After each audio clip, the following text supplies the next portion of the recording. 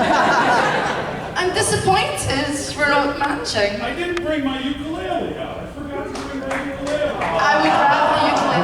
There it is. There it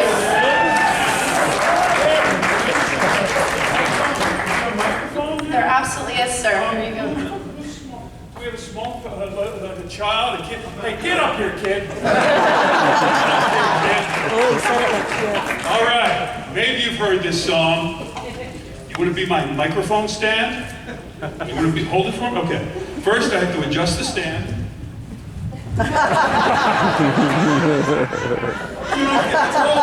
All right. What's your name? What's your name? Brody, Brody. Where are you from, Brody? Michigan. Michigan. And you got about that, Brody. What city in Michigan? Kalamazoo. Kalamazoo, Michigan. Again. I performed in the State Theater of Kalamazoo, Michigan. We had a ball there. I think I had a club sandwich across the street. It was very good. Brody, you want to be my mic stand? All right, then. Arm up. Hold that. Okay. Now, you have to wear your Doc Brown glasses during this. You look good. You look good. Let me take your picture, Brody, because you look fantastic. My mic stand holder, Brody!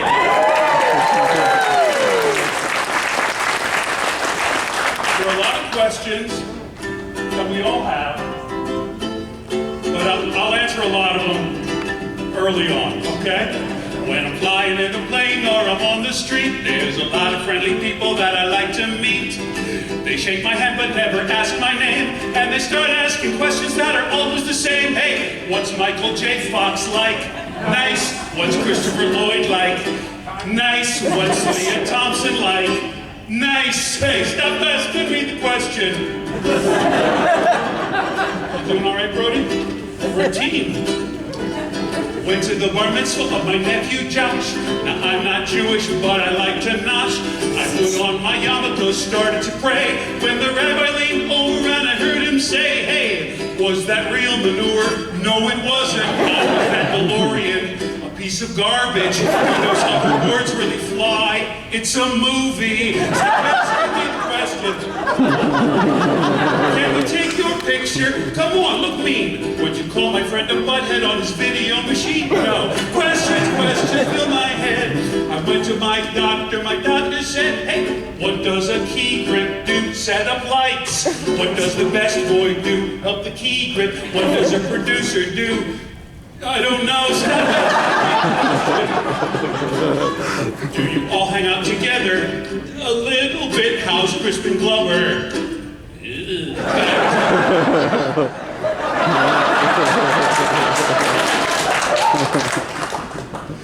God bless him. Back to the Future 4. Not happening. Stop asking me the question.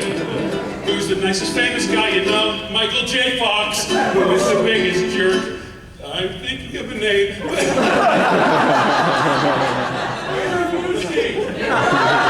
How much money do you make? More than you do.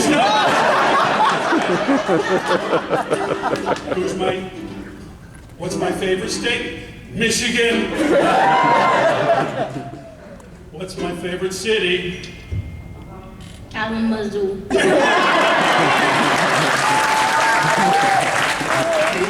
Who's the best microphone stand holder guy ever?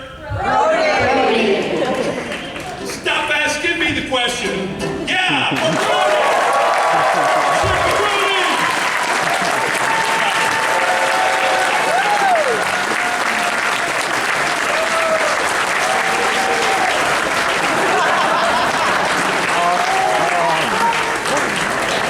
Brody, you legend. Can we have another round of applause for Brody? Brody! How are you? Watch this. Thank you.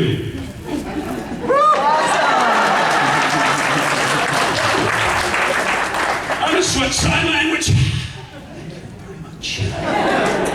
It's good to see everyone. I will now go on to the stage. And we will have a conversation. There will be laughter, there will be tears, there will be, I don't know, I will remain clothed at all times. Brody, you know what? I forgot one thing. You're in show business. What does that feel like? Does it feel good? Now I'm going to give you a lesson. So come up here for 1 second. Come up on stage. This is a lesson for Brody. Brody, welcome to show business. But take it from your buddy Tom. Whenever you get on stage, you get paid.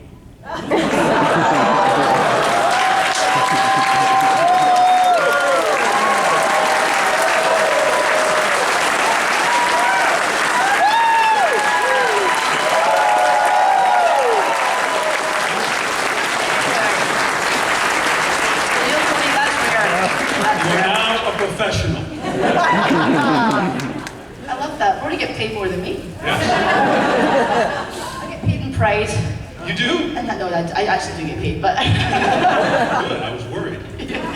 I love that. Thank you very much for being here, Tom. It's a great pleasure to meet you, to be here with you, to be here with everybody. Okay, not him, but most of you. It's a great pleasure. Thank you. I think the most fun I ever wrote on my guitar was a song about losing my pick. Have you ever lost your pick?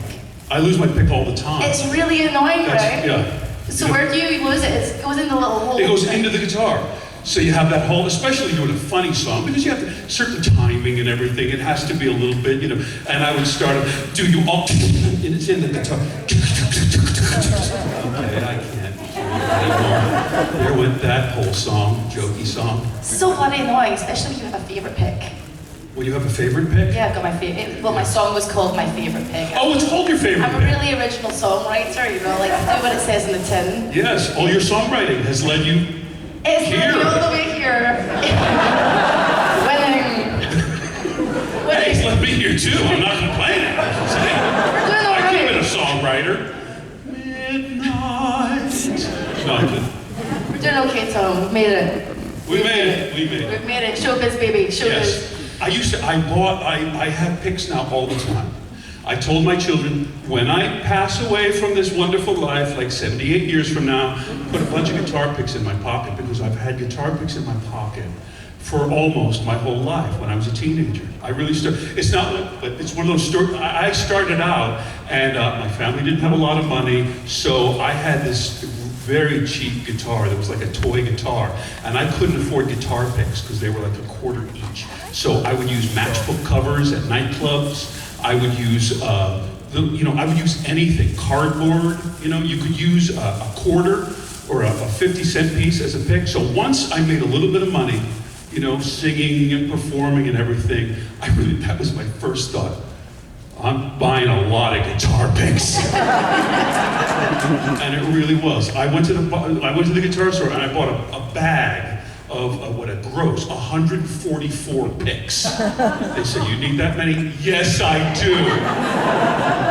So I always, so other guitarists, "Hey, do you have a pick?" Yes, I do. I have 17 picks, in fact. Exactly. So that was my big, when I started working, that was my flex. I got guitar picks to spare. Never question a man and the bag of picks. That's right. Never. Very, very That's smart move. What was the first song you ever played on guitar? Do you remember? The first song I ever played, I started, I was acting. I was in acting school. I was studying acting, and I was auditioning for all these plays. But look at the size of me, okay? You know, you would go in to audition in New York theater, and they said, "Tom, we don't have any role that says that we have to hire a building, okay? We're hiring people from these things. We could put 3 of the dancers together and make a Tom. Come on."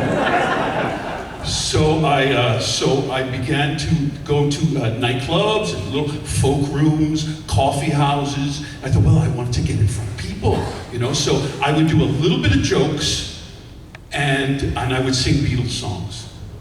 So the first real song that I sang in front of people was probably "Help," just a hootenanny. When I was younger, so much younger. You know, it's three guys drinking at 1:30 in the morning. You know, when is this kid gonna shut up and let us drink? You know, but still, you're doing it with energy and everything. But then I found a very important thing. When you sing Beatles songs, you make a teeny weeny little bit of money. When you tell jokes, you make more money and they offer you a cheeseburger. So, really, my friends did that. My friends did stand-up comedy. And I was such a snob, I was an acting snob. I was going to acting school studying and everything, and I was like, I don't dabble in that sort of thing. That sort of, oh, little clown doing your jokes on stage. And then they would make money performing, you know, they had food. Like, what, they pay you money and food for that? Yeah, they give you a cheeseburger. You just walk up and I think I'm doing that then. So the cheeseburgers broke you? Cheeseburgers and like $15. You know? Excellent. That was it. I was like, yeah, that's, I think jokes are better. You're doing better than me. I started doing stand-up last year and I got paid $0 and no cheeseburgers. So. Stand-up is famous for paying you $0 for a very, very long time. Yes. Until you can, you know, you just have to work it. It's a very steep curve. A lot of people go, hey, I'm funny, they say I should do it. Absolutely, do it, but just get ready for no one to laugh for a long time until you get your voice much like this right now. You know, until you kind of get your sea legs performing stand-up. Did you, when you started doing stand-up and things, did you always infuse music into it, or was that something that... I played the tuba in school. Yeah, I started playing the tuba in the 6th grade because I wanted to attract the ladies. Tubas are known for being extremely sexy. That's right. If you want to impress the ladies, pick up lower brass instrument, large, bassoon, tuba. How large and shiny was your tuba? Pardon me?